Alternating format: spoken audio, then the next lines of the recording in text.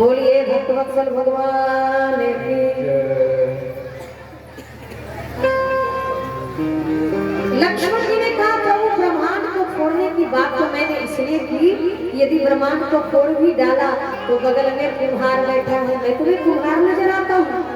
कहा प्रभु आता कौन है? आप तो बने बनाए कुम्हार ही हैं। क्यों? कहा प्रभु कुम्हार तो एक मिट्टी के घड़े को तैयार करता है, लेकिन हे परमात्मा आप इस जीवात्मा रूपी घड़े को तैयार करते हैं, इसलिए आप परमात्मा रूपी कुम्हार नहीं तो और क्या है? भैया राम की आज्ञा मिले तो मैं धनुष को तोड़ दूंगा। जनक जी भी शांत हो गए, सारी सभा स्तब्ध हो गई, लेकिन विद्वानों ने कहा कि सच तो ये है कि धनुष टूटने का जो मुहूर्त था, जो समय था, अभी वो आया ही नहीं था, क्योंकि जिस मुहूर्त में धनुष टूटना था उस मुहूर्त का ज्ञान एक व्यक्ति को था। एक व्यक्ति को पूछा कौन है वो? राम जी। कहा नहीं। जनक जी? कहा नहीं। कहा भोलेनाथ? कहा नहीं। कहा तो वशिष्ठ जी होंगे? कहा नहीं। का तो किसे पता था कि धनुष टूटने का मुहूर्त क्या है? तो गोस्वामी जी ने कहा विश्वामित्र समय शुभ जाने, विश्वामित्र समय शुभ जाने, विश्वामित्र समय शुभ जाने,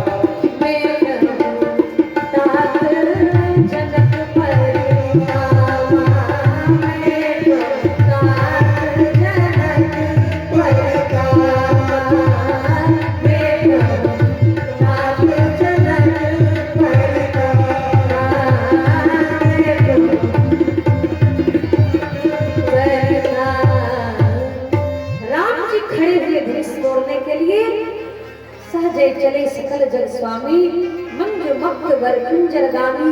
पहले धनुष को प्रणाम किया और धनुष को प्रणाम करके परिक्रमा की। देखिए मुनि दधीची के हड्डी का बना ये धनुष है, और मुनि दधीची कोई और नहीं, श्री राम जी के ही वंशज हैं, सूर्य वंश के ही महात्मा हैं। धनुष से पूछा क्यों है धनुष? जब तुम्हें टूटना ही था तो राजाओं से टूटते, किसी से नहीं टूटे, राम जी से टूटे। धनुष ने कहा देखो सारे के सारे राजा अत्याचारी, दुराचारी, पापी हैं, हमें तो भगवान का चरणारविंद चाहिए था। मैं तो अपने आप को उनके चरणों में समर्पित करना चाहता था जिनके चरणों से विश्वेश्वरी गंगा निकली है। धनुष ने कहा कि मैं दो व्यक्ति के छूने से अपवित्र हो चुका था। हनुमान नाटक में कथा आई है।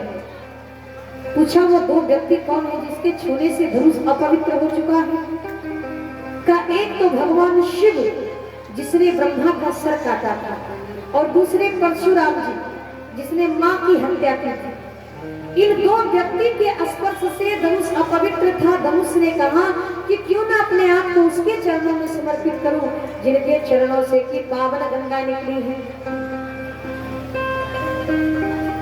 भगवान श्री राम ने गुरु जी को प्रणाम किया, मन ही मन प्रणाम गुरु किन्हा, अति लाघव उठाए धनु लिंगा।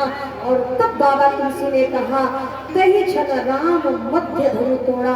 बाबा तुलसी से पूछा कि बाबा आप लिख सकते थे कि तही छन राम धनुष को तोड़ा। तेहि क्षण राम शिव धनु तोड़ा, लेकिन आपने लिखा तेहि क्षण राम मध्य धनु तोड़ा। अर्थात आप बताना क्या चाहते हैं? मानो बाबा तुलसी कहना चाहते हैं कि देखो, इस धराधाम पर 3 राम आए। कितने राम आए? 3 राम। सबसे पहले परशुराम आए, सबसे पीछे बलराम आए और बीच में श्री राम आए। पहले आने वाले परशुराम ने धनुष को नहीं तोड़ा, पीछे आने वाले बलराम ने धनुष को नहीं तोड़ा, बल्कि मध्य युग में आने वाले, त्रेता युग में आने वाले श्री राम ने धनुष को तोड़ा। धनुष टूटने में सब कुछ मध्य है, जैसे युग भी मध्य है, त्रेता, राम भी मध्य है। जिस समय धनुष टूटा है वो समय भी मध्य है। धनुष का जो भाग टूटा है वो भी मध्य भाग टूटा है। अच्छा, धनुष कहाँ टूटा? का न पृथ्वी पे न आकाश में, धरती और आकाश दोनों के मध्य में धनुष टूटा। इसलिए धनुष टूटने में सब कुछ मध्य है। बोलिए श्री हनुमान जी महाराज की, श्री मिथिला धाम की। इस प्रकार श्री राम जी ने धनुष को तोड़ा है, गुरु जी को प्रणाम किया है। कहा जाता है कि राम जी ने धनुष को खींचा, उठाया, किसी ने नहीं देखा, केवल शिव जी ने देखा, क्योंकि शिव जी की दृष्टि खुली और ऐसा चमत्कार हुआ कि सबने देखा राम जी खड़े हैं, मगर राम जी ने उसी समय धनुष को तोड़ा। बोलिए दुल्हा सरकार की। जैसे ही धनुष टूटा, महाराज आपको पता है जनक जी का संकल्प जो अधूरा था, आज श्री राम जी ने तोड़कर उसे पूरा किया है।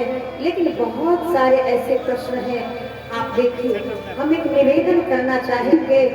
वो तो शिव का धनुष था जिसे राम जी ने तोड़ दिया, लेकिन आज भी दहेज रूपी ये धनुष जो है हमारी बेटी के विवाह के बीच है, क्योंकि विवाह तो आसानी से हो जाए, लेकिन लड़के और लड़की के बीच में जो ये दहेज रूपी दानव है, दहेज रूपी धनुष है, का जब तक ये दहेज रूपी दानव इसका समापन नहीं होगा, इसको मिटाया नहीं जाएगा, दहेज रूपी दानव का अंत नहीं किया जाएगा, तब तक हमारी भारत की बेटियां कभी सुरक्षित नहीं हो सकती।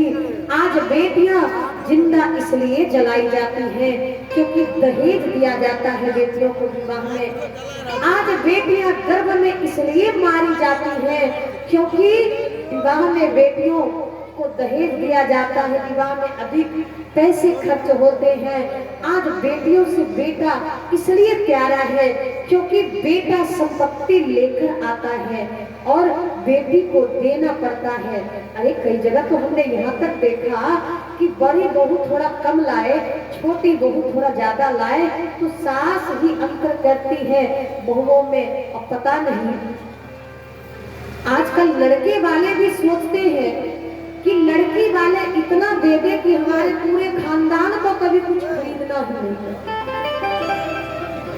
अब लड़की वालों ने ठेका तो लेकर रखा नहीं, जो कि लड़के वाले की पूरे खानदान की व्यवस्था कर दे, चाहे घर गिरवी हो, चाहे जमीन बेचना पड़े, चाहे खुद को बेचना पड़े। नहीं, पता ही बेटी साधारण नहीं है। एक व्यक्ति तो यहाँ तक कह रहे थे कि अरे माता पिता की जान बेटियां होती है, तो कुलों की शान बेटियां होती है। माता पिता की जान बेटियां होती है, तो कुलों की शान बेटियां होती है। माता पिता की जान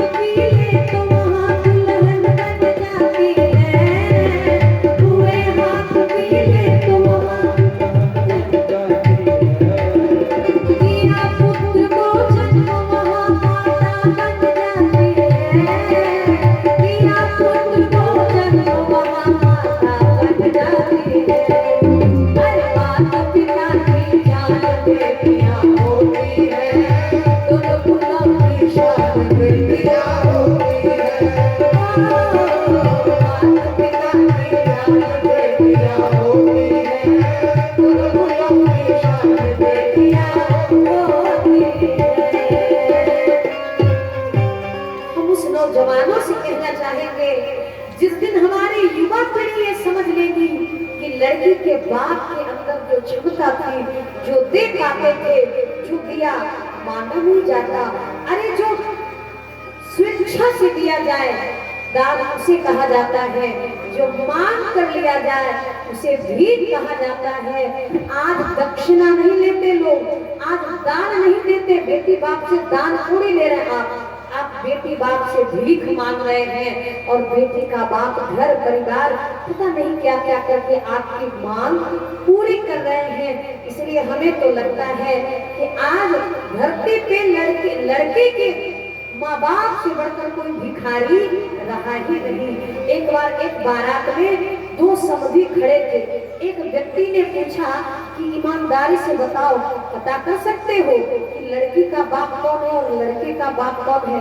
बगल वाले ने कहा अच्छी तरह से। कहा तो बताओ। कहा जो व्यक्ति अकड़ कर खड़ा है और पगड़ी बांध कर सीना तान कर अकड़ के खड़ा है वो लड़के का बाप है, और जो व्यक्ति पगड़ी बांधकर दोनों हाथ जोड़कर नम्रता से सबके सामने खड़ा होता है वही बेटी का बाप है। बेटी जीवन में झुकना सिखाती है, नम्रतावान बनना सिखाती है। बेटी बहुत बड़ी चीज है। आप देखिए आज सिया जी का विवाह रहा, विवाह चाप आधीना धनुष के अधीन था जिसे राम जी ने तोड़ दिया। लेकिन आज विवाह की जो रीतियां हैं महाराज कितनी अभद्र होती जाती है। जयमाल की रीतियां हमने देखी है, कभी कभी वीडियो में भी ना जाने कहाँ आजकल जो लोग जयमाल कराते हैं। अच्छा आजकल लोग जयमाल कराते हैं, नौटंकी तो करते हैं कि राम जी ऊंचे थे तो चलो लड़की को उठा लो या फिर लड़की को उठा लो। नहीं महाराज, वाल्मीकि रामायण के अनुसार सीता जी वाकई 5-6 वर्ष की थी और राम जी 12 वर्ष के थे। पद्म पुराण के अनुसार सच में सीता जी 9 वर्ष की थी और राम जी 15 वर्ष के थे। इतना फासला था लड़के लड़की में जिसके कारण माल्यार्पण नहीं हो रहा था। आजकल तो लोग पता नहीं नौटंकी के अंदर आए हैं। आजकल लोग दान दक्षिणा क्या मांगेंगे, और आज के लड़के भी पढ़ लिख कर लड़कियों को सताना शुरू कर देते हैं। बाप से ये मांग कर लाओ, ये मांग कर लाओ। करोड़ों जन्म बीत जाएगा लेकिन नरक के द्वार से मुक्ति नहीं मिलेगी।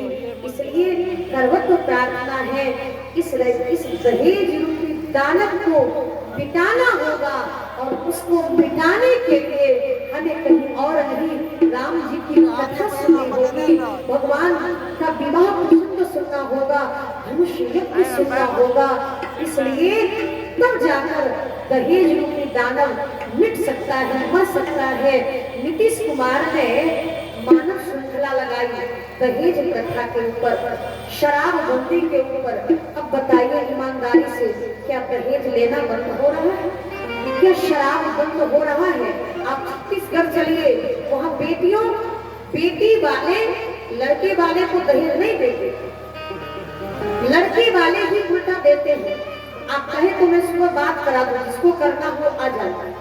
वहाँ के लोग बेटी को दहेज नहीं देते, बल्कि लड़के वाले ही लड़कियों को अपनी इच्छा से गहने जेवर यानी जितना जो कुछ देना होता देते तब ब्याह कर लाते हैं। दशरथ जी ने क्या किया है? वही तो किया है ना।